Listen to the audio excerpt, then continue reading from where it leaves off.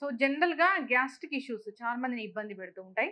మన పొట్ట ఆరోగ్యంగా ఉందని మనం ఎలా తెలుసుకోవాలి? పొట్ట ఆరోగ్యం కోసం ఎలాంటి జాగ్రత్తలు తీసుకోవాలి? అసలు ఈ పొట్టకు సంబంధించి ఎలాంటి హెల్త్ ఇష్యూస్ అనేవి వస్తాయి? ఎలాంటి ట్రీట్మెంట్స్ ఉన్నాయి? హోమ్ రెమెడీస్ ఏమైనా పనిచేస్తాయా? సో దీని గురించిన పూర్తి వివరాలు తెలుసుకుందాం. మనతో పాటు ఉన్నారు ప్రముఖ surgical gastro enterologist doctor Srimannarayana గారు. డాక్టర్ గారు నమస్తే అండి. నమస్తే. డాక్టర్ గారు, కొందరికి అంటే పొట్టలో మంట అనేది చాలా సహజం. అవును. ఏదన్నా ఎప్పుడైనా స్పైసీ ఫుడ్ తిన్నప్పుడు పొట్టలో మంట రావడం సహజం. కానీ కొందరిలో పొట్టలో మంట అనేది చాలా ఇయర్స్ ఉంటుంది. ఏదైనా టాబ్లెట్స్ వేసుకున్నా, సిరప్స్ వేసుకున్నా అప్పటికప్పుడు తగ్గుతుంది కానీ మళ్ళీ దాని పవర్ అయిపోగానే వస్తూ ఉంటుంది. అవును. పొట్టలో మంట అసలు మీ మెడికల్ పరిభాషలో ఏమంటారు? ఎందుకు వస్తుంది డాక్టర్ గారు? జనరల్‌గా పొట్టలో మంటని మన మెడికల్ పరిభాషలో వచ్చేప్పటికి గ్యాస్ట్రైటిస్ ప్రాబ్లమ్ అని చెప్తారండి. SDT problem, gastritis problem. Public చెప్పడం ఏంటంటే ఇండైజెషన్ ప్రాబ్లమ్, అంటే తిన్నది అరగట్లేదనేది. ఎండోస్కోపీ చేసిన తర్వాత మనం యూజ్ చేసే వర్డ్ అల్సర్. ఎందుకు క్లియర్‌గా చెప్తున్నాం అంటే, మనం జనరల్ పబ్లిక్‌లో ఇండైజెషన్ అంటే అరగలేదు, వేడి చేసింది, ఈ మీనింగు ఎండోస్కోపీలో స్టమక్‌లో అల్సర్ ఉన్నది సేమ్ మీనింగ్ అండి. సేమ్ ఈక్వేషన్ అన్నమాట. జనరల్‌గా ఏంటంటే మనకి ఎస్‌డిటీ ఎందువల్ల వస్తది అనేది, అల్సర్ గాని, ఎస్‌డిటీ గాని ఎందువల్ల వస్తదంటే టైంకి ఫుడ్ తీసుకోకపోవడం వల్ల వస్తది ఎక్కువగా. ఒకటి మెయిన్ థింగ్. సెకండ్ థింగ్ ఏంటంటే మనం బయట food, spicy food, oily food, next ఏంటంటే మనకు అవసరం ఉన్నా లేకపోయినా ఎక్కువ అమౌంట్ ఆఫ్ ఫుడ్ తీసుకోవడం వల్ల సెకండ్ కాజ్ యాక్చువల్లీ. అంటే బింగ్ ఈటింగ్ అంటారు. కొంతమంది ఏం చేస్తారంటే ఫాస్టింగ్ చేసి సడన్ గా మిగతా మీల్స్ అన్ని ఆ 3-4 అవర్స్లో కంప్లీట్ చేసేస్తారు. సో దానివల్ల ఏంటంటే ఎక్కువ హార్మోన్స్ రిలీజ్ అవడం వల్ల ఎస్‌డిటీ ప్రాబ్లమ్స్ ఎక్కువ వస్తాయి. మూడో కారణం ఏంటంటే స్ట్రెస్. మన బాడీ జనరల్‌గా మన మైండ్ ఎక్కువగా యాక్టివేట్ అవుతుంటే మన హార్మోన్స్ లెవెల్స్ పెరుగుతాయి. మన మైండ్ యాక్టివ్ ఉందంటే అండి, ఎక్కువ యాక్టివేట్ అయిందంటే మనకి ఏదో ప్రాబ్లం ఉన్నట్టు లెక్క. దాన్నే స్ట్రెస్ రెస్పాన్స్ అంటారు అనమాట. దానివల్ల ఏమవుతుందంటే హార్మోన్స్ రిలీజ్ అయిపోతాయి. రిలీజ్ అవ్వగానే మనకి SDT levels, pancreatic juices levels, అన్ని లెవెల్స్ రైజ్ అయిపోతాయి. దానివల్ల ఎస్‌డిటీ వస్తుంది. సో ఇప్పుడు మనకి నిద్ర లేదనుకోండి, నిద్ర మంచిగా ఉంటే ఆ టైంలో మన ఓన్లీ బాడీలో అవసరమైనంత వరకు మాత్రమే యాసిడ్స్ రిలీజ్ అవుతాయి, జ్యూసెస్ రిలీజ్ అవుతాయి. మనం నిద్ర లేకుండా అంటే జనరల్‌గా వర్క్ చేయడము లేకపోతే ఏదైనా యాక్టివిటీస్ చేయడమే కదా. సో యాక్టివిటీకి సంబంధించిన హార్మోన్స్ రిలీజ్ అవుతాయి, నిద్ర లేకపోవడం వల్ల మళ్ళీ రిలీజ్ అవుతాయి. సో ఎసిడిటీ పెరుగుతుంది అనమాట. ఎందుకు ఇంత క్లియర్ చెప్పాలంటే, చాలా మంది మాకు వచ్చే పేషెంట్స్ ఇప్పుడున్న యూట్యూబ్ వర్షన్ వల్ల అందరూ డైట్ చేసేవాళ్ళే. యూట్యూబ్ వర్షన్ అనే కాదు, ఇన్స్టా వర్షన్ అనే కాదు, జనరల్ గా గూగుల్ ఇన్ఫర్మేషన్ అనే కాదు, అందరూ అండి అంత హెల్త్ కాన్షియస్ అంటున్నారంటే, ఈవెన్ డాక్టర్స్ కానీ, సర్జన్స్ కానీ, పెద్ద పెద్ద హైఫై క్యాండిడేట్స్ కూడా అంత కాన్షియస్ ఉండమంటారు. అంటే ఒక ఫుడ్ తీసుకునేటప్పుడు కూడా ఏదో హ్యాండ్ పిక్డ్ ఐటమ్ లాగా, ఫుడ్ కొంచెం ఎక్కువ తీసుకుంటే ఏదో భూకంపం వచ్చేస్తుంది లాగా అంత రెస్ట్రిక్ట్ చేస్తారు. నిజంగా ఆ రెస్ట్రిక్ట్ చేసే దాని ఒక యాక్టివిటీని మన ఫిజికల్ యాక్టివిటీలో పెంచితే ఇంకా చాలా బాగుంటది యాక్చువల్గా. కానీ కడుపు నిండా తినకూడదు కదా డాక్టర్ గారు. జనరల్ గా చెప్పాలంటే అండి, మనకి ఆ రోజు ఎంతైతే అవసరం అవుతుందో అంత తినమని చెప్తాము. ఇప్పుడు సపోజ్ మీరు యాక్టివిటీ బాగా ఎక్కువ లేదు, మీరు వర్క్ ఏం లేదు, ఇంట్లోనే లైక్ సాఫ్ట్వేర్ లాగో వర్క్ ఫ్రమ్ హోమ్ లాగో ఉన్నారనుకోండి, మీరు ఎంతైతే అవసరమో అంత తినండి. అట్లా కాకుండా మీరు ఈ రోజు బాగా వర్క్ చేశారు, యూఆర్ వెరీ హంగ్రీ, తినండి హ్యాపీగా. నెక్స్ట్ రోజు అదే లెవెల్ ఆఫ్ వర్క్ చేయండి. మజిల్ ని యాక్టివ్ లో ఉంచాలండి. ఎంతసేపు ఒక ప్లేట్, కడుపు ఇది కాదు యాక్చువల్ గా. మన మజిల్, ఫిజికల్ యాక్టివిటీ, నెక్స్ట్ ఏంటంటే మెంటల్ గా ఎంతైతే అవసరమో అంత యూజ్ చేసుకుంటూ, నిద్ర 6 to 8 అవర్స్ మంచిగా స్లీప్. నెక్స్ట్ ఏంటంటే హరీబరీ, చిన్న ప్రాబ్లమ్ ని కూడా ఎండ్ వరకు అంతు తేల్చాల్సింది అన్నట్టుంటే, మనం ఎక్కువగా మైండ్ యూజ్ చేసే కొద్దీ మీకు ఎస్‌డిటీ ప్రాబ్లం పెరుగుతూనే ఉంటుందండి. మీరు ఎన్ని ఎండోస్కోపీస్ చేయండి, ఎన్ని కంపెనీ మెడిసిన్స్ వాడండి, ఫైనల్ గా డైట్ ఎంత ఇంపార్టెంటో, stress levels, sleep and out side food. Out side food అనేది ఎందుకు స్ట్రెస్ చేయాల్సి వస్తుందంటే, ఆయిల్ అనేది డిఫరెంట్ గా ఆయిల్ యూజ్ చేయకపోతే అది టేస్ట్ ఉండదు. ప్రిజర్వేటివ్స్ వాడకపోతే మీరు ఎంత పెద్ద హోటల్ అయినా ప్రిజర్వేటివ్స్ వాడలేనిది కలర్ఫుల్ ఉండదు. అవి రెండు లేకపోతే కస్టమర్ ఉండదు. సో ఇవన్నీ తగ్గించుకుంటేనే మీకు ఎస్‌డిటీ మళ్ళీ రాకుండా ఉంటుంది. జనరల్ గా ఎస్‌డిటీ అనేది డిసీజ్ కాదండి, అదొక problem for our life style. ఇప్పుడు మీరు మందులు రాస్తారు, ఎసిడిటీ వచ్చింది నాకు, మీరు మందులు రాస్తారు, వాడాను, దాంతో పాటుగా నా ఫుడ్ హ్యాబిట్స్ కూడా చేంజ్ చేసుకోవాల్సిందేనా? కంపల్సరీ అండి. ఇప్పుడు మన లైఫ్ స్టైల్ మోడిఫికేషన్ ఈ రోజు మొదలు పెడితే మనకి అట్లీస్ట్ 1 to 2 months పడుతుంది.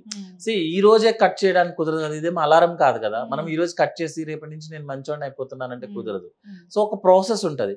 ఈ ప్రాసెస్ జరిగేంత వరకు మన పేషెంట్ సఫర్ అవ్వాల్సిన అవసరం లేదు. ఉమ్, అందుకే మనం మెడిసిన్స్ ఇస్తాం.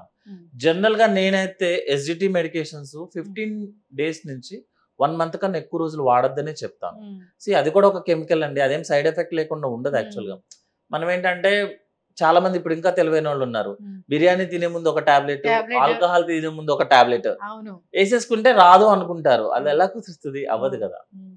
ఇప్పుడు పొద్దున్నే కడుపులో మంట టాబ్లెట్ వేసుకుంటే ఆ రోజంతా హాయిగా ఉంటుంది అంటే ఏం చెప్తారు?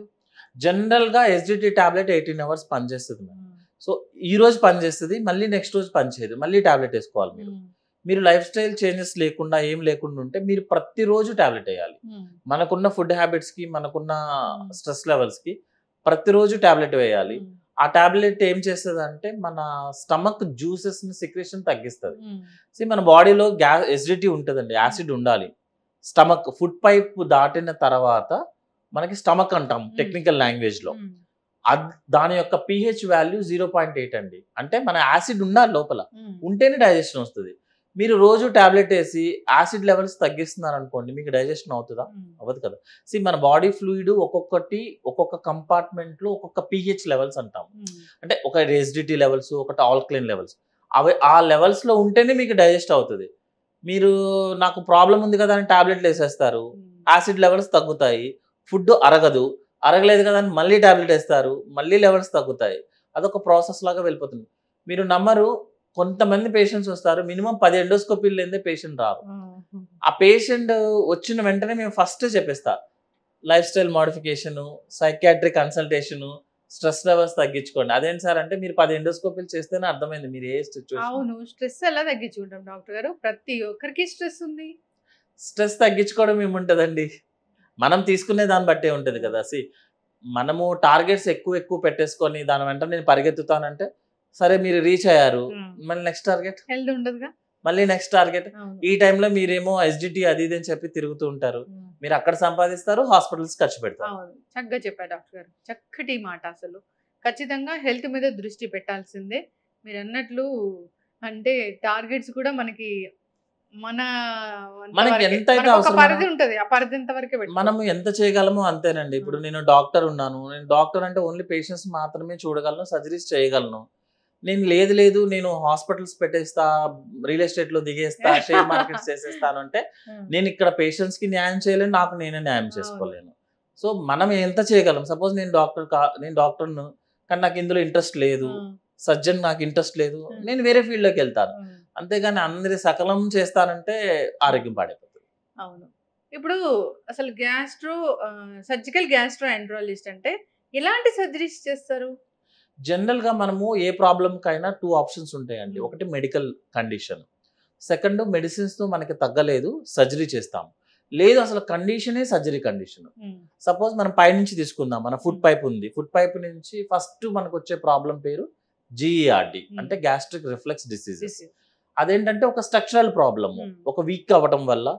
నెక్స్ట్ మన ఫుడ్ పైపు అబ్డామిన్ లో ఉండాల్సిన ఫుడ్ పైపు చెస్ట్ లోకి రావడం వల్ల. అంటే ఏంటి, అదొక స్ట్రక్చరల్ ప్రాబ్లమ్. అది మన మెడిసిన్స్ తో తగ్గదు, డైరెక్ట్ గా సర్జరీ చేయాలి. నెక్స్ట్ థింగ్ ఏంటంటే అసిడిటీ ప్రాబ్లం అంటే గ్యాస్ ప్రాబ్లమ్. అది మనకి మెడిసిన్స్, లైఫ్ స్టైల్ మోడిఫికేషన్స్ తో తగ్గుతుంది. మెడిసిన్స్ తో కూడా తగ్గట్లేదు అనుకుందాము, ఫైనల్ గా సర్జరీ వస్తుంది.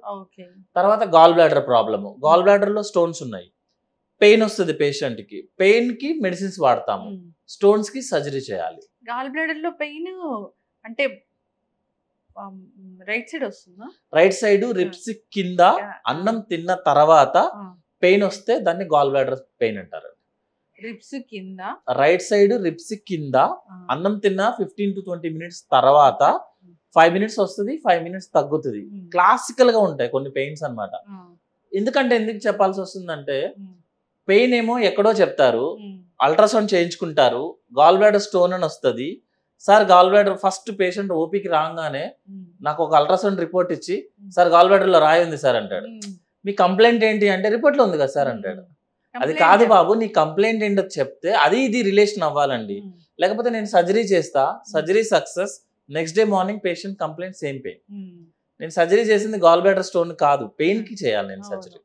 సో గాల్ బ్లాడర్ లో స్టోన్ వస్తే సర్జరీ కంపల్సరీ అండి. అది సైజ్ స్టోన్ తీసేయడం లేదండి. Kidney is different story, gall bladder is different story.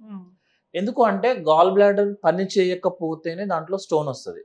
Once పని చేయడం ఆపేస్తే that is end of the game, ఇంకా అయిపోయినట్టే, దాని పని అయిపోయినట్టు.